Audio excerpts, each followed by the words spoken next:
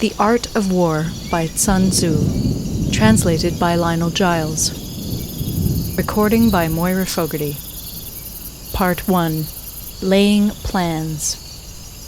Sun Tzu said, "The art of war is of vital importance to the state. It is a matter of life and death, a road either to safety or to ruin. Hence it is a subject of inquiry which can on no account be neglected. The art of war, then, is governed by 5 constant factors, to be taken into account in one's deliberations when seeking to determine the conditions obtaining in the field. These are 1. The moral law, 2. Heaven, 3. Earth, 4. The commander, 5. Method and discipline. The moral law causes the people to be in complete accord with their ruler, so that they will follow him regardless of their lives, undismayed by any danger.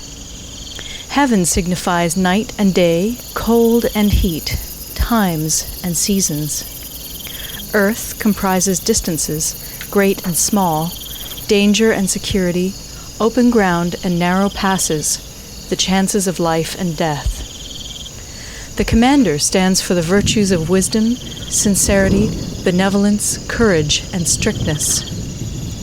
By method and discipline are to be understood the marshalling of the army in its proper subdivisions, the gradations of rank among the officers, the maintenance of roads by which supplies may reach the army, and the control of military expenditure. These 5 heads should be familiar to every general. He who knows them will be victorious. He who knows them not will fail. Therefore, in your deliberations, when seeking to determine the military conditions, let them be made the basis of a comparison in this wise. 1. Which of the 2 sovereigns is imbued with the moral law? 2. Which of the 2 generals has most ability? 3. With whom lie the advantages derived from heaven and earth? 4. On which side is discipline most rigorously enforced? 5. Which army is stronger? 6. On which side are officers and men more highly trained? 7. In which army is there the greater constancy both in reward and punishment? By means of these 7 considerations, I can forecast victory or defeat. The general that hearkens to my counsel and acts upon it will conquer. Let such a one be retained in command. The general that hearkens not to my counsel nor acts upon it will suffer defeat. Let such a one be dismissed. While heeding the profit of my counsel, avail yourself also of any helpful circumstances over and beyond the ordinary rules. According as circumstances are favorable, one should modify one's plans.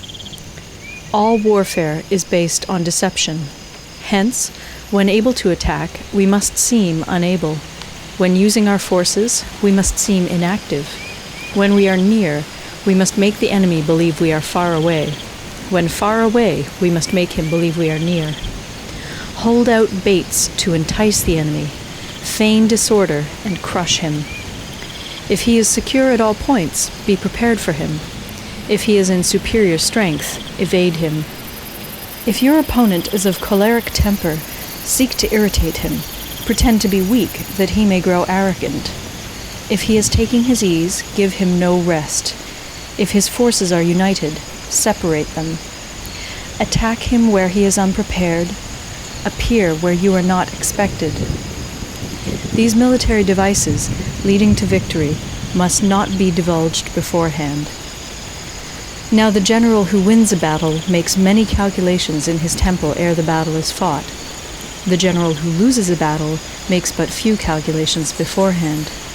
Thus do many calculations lead to victory, and few calculations to defeat. How much more no calculation at all? It is by attention to this point that I can foresee who is likely to win or lose. End of Part 1. Part 2. Waging War. Sun Tzu said, "In the operations of war, where there are in the field 1,000 swift chariots, as many heavy chariots, and 100,000 mail-clad soldiers, with provisions enough to carry them 1,000 li, the expenditure at home and at the front, including entertainment of guests, small items such as glue and paint, and sums spent on chariots and armor, will reach the total of 1,000 ounces of silver per day. Such is the cost of raising an army of 100,000 men. When you engage in actual fighting, if victory is long in coming, then men's weapons will grow dull and their ardor will be damped. If you lay siege to a town, you will exhaust your strength. Again, if the campaign is protracted, the resources of the state will not be equal to the strain. Now, when your weapons are dulled, your ardor damped, your strength exhausted, and your treasure spent, other chieftains will spring up to take advantage of your extremity. Then no man, however wise, will be able to avert the consequences that must ensue. Thus, though we have heard of stupid haste in war, cleverness has never been seen associated with long delays. There is no instance of a country having benefited from prolonged warfare. It is only one who is thoroughly acquainted with the evils of war that can thoroughly understand the profitable way of carrying it on. The skillful soldier does not raise a second levy. Neither are his supply wagons loaded more than twice. Bring war material with you from home, but forage on the enemy. Thus the army will have food enough for its needs. Poverty of the state exchequer causes an army to be maintained by contributions from a distance. Contributing to maintain an army at a distance causes the people to be impoverished. On the other hand, the proximity of an army causes prices to go up, and high prices cause the people's substance to be drained away. When their substance is drained away, the peasantry will be afflicted by heavy exactions. With this loss of substance and exhaustion of strength, the homes of the people will be stripped bare, and 3/10 of their income will be dissipated, while government expenses for broken chariots, worn-out horses, breastplates and helmets, bows and arrows, spears and shields, protective mantles, draft oxen, and heavy wagons will amount to 4/10 of its total revenue. Hence, a wise general makes a point of foraging on the enemy. 1 cartload of the enemy's provisions is equivalent to 20 of one's own, and likewise a single pickle of his provender is equivalent to 20 from one's own store. Now, in order to kill the enemy, our men must be roused to anger.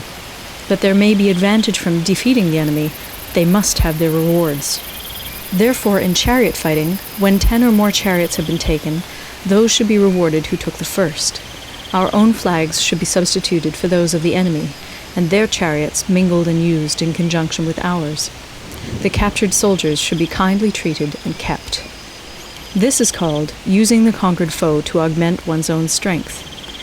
In war, then, let your great object be victory, not lengthy campaigns. Thus it may be known that the leader of armies is the arbiter of the people's fate, the man on whom it depends whether the nation shall be in peace or in peril. End of Part 2. Part 3. Attack by Stratagem. Sun Tzu said, "In the practical art of war, the best thing of all is to take the enemy's country whole and intact. To shatter and destroy it is not so good. So too, it is better to recapture an army entire than to destroy it, to capture a regiment, a detachment, or a company entire than to destroy them. Hence, to fight and conquer in all your battles is not supreme excellence. Supreme excellence consists in breaking the enemy's resistance without fighting. Thus, the highest form of generalship is to balk the enemy's plans. The next best is to prevent the junction of the enemy's forces. The next in order is to attack the enemy's army in the field.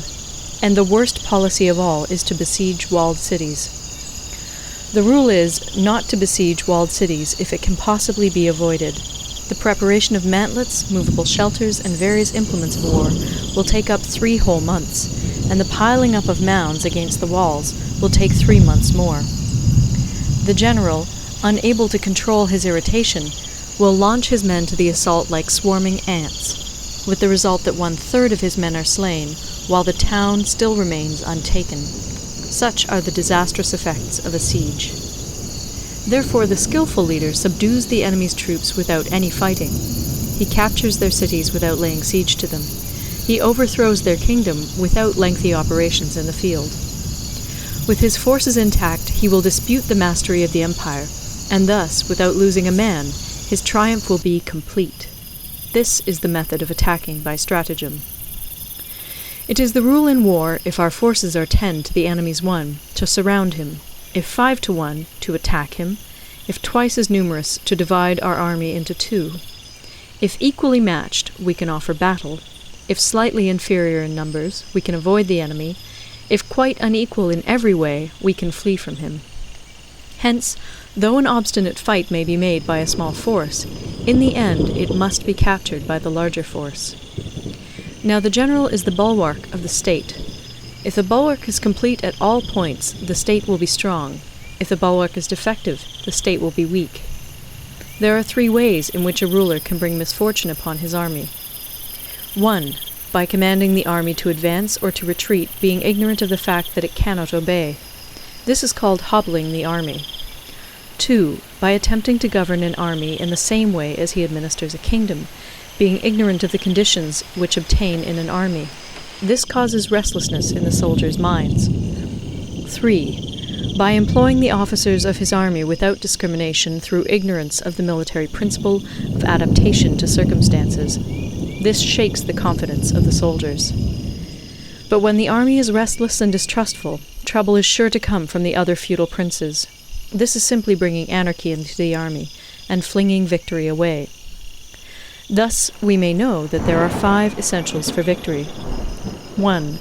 He will win who knows when to fight and when not to fight. 2. He will win who knows how to handle both superior and inferior forces. 3. He will win whose army is animated by the same spirit throughout all its ranks.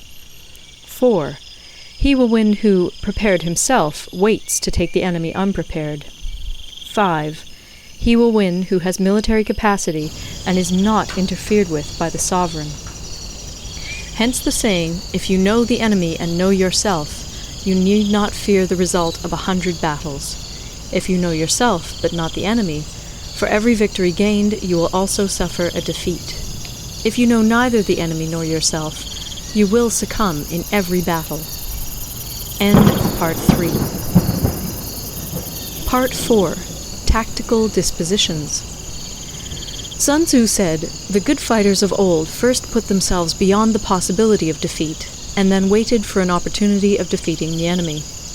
To secure ourselves against defeat lies in our own hands, but the opportunity of defeating the enemy is provided by the enemy himself. Thus the good fighter is able to secure himself against defeat, but cannot make certain of defeating the enemy. Hence the saying, one may know how to conquer without being able to do it." Security against defeat implies defensive tactics. Ability to defeat the enemy means taking the offensive. Standing on the defensive indicates insufficient strength. Attacking, a superabundance of strength. The general who is skilled in defense hides in the most secret recesses of the earth. He who is skilled in attack flashes forth from the topmost heights of heaven. Thus, on the one hand, we have ability to protect ourselves, on the other, a victory that is complete. To see victory only when it is within the ken of the common herd is not the acme of excellence. Neither is it the acme of excellence if you fight and conquer, and the whole empire says, "Well done!" To lift an autumn hair is no sign of great strength. To see the sun and moon is no sign of sharp sight. To hear the noise of thunder is no sign of a quick ear. What the ancients called a clever fighter is one who not only wins, but excels in winning with ease.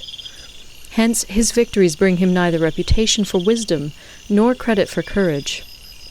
He wins his battles by making no mistakes. Making no mistakes is what establishes the certainty of victory, for it means conquering an enemy that is already defeated. Hence the skillful fighter puts himself into a position which makes defeat impossible, and does not miss the moment for defeating the enemy. Thus it is that in war the victorious strategist only seeks battle after the victory has been won, whereas he who is destined to defeat first fights and afterwards looks for victory. The consummate leader cultivates the moral law and strictly adheres to method and discipline. Thus it is in his power to control success. In respect of military method we have, firstly, measurement, secondly, estimation of quantity, thirdly, calculation, fourthly, balancing of chances, fifthly, victory. Measurement owes its existence to earth, estimation of quantity to measurement, calculation to estimation of quantity, balancing of chances to calculation, and victory to balancing of chances. A victorious army opposed to a routed one is as a pound's weight placed in the scale against a single grain. The onrush of a conquering force is like the bursting of pent-up waters into a chasm 1,000 fathoms deep. End of Part 4.